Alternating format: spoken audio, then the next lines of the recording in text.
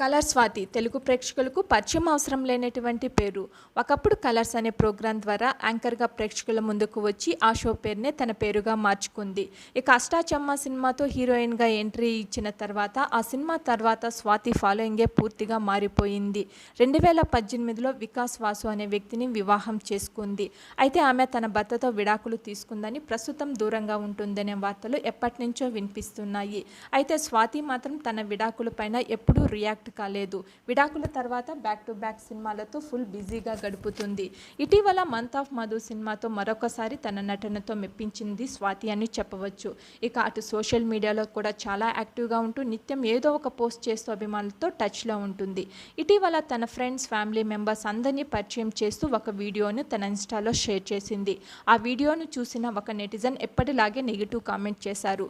Swathi share చేసిన వీడియోకు reply ఇస్తూ చి నీ బతుకు అంటూ కామెంట్ చేశాడు. ఇది చూసిన స్వాతి తన స్టైల్లో రిప్లై ఇచ్చింది.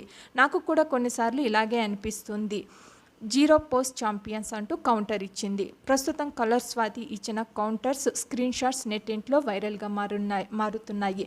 మరిన్ని లేటెస్ట్ అప్డేట్స్ కోసం please subscribe my channel. Thank you. Okay.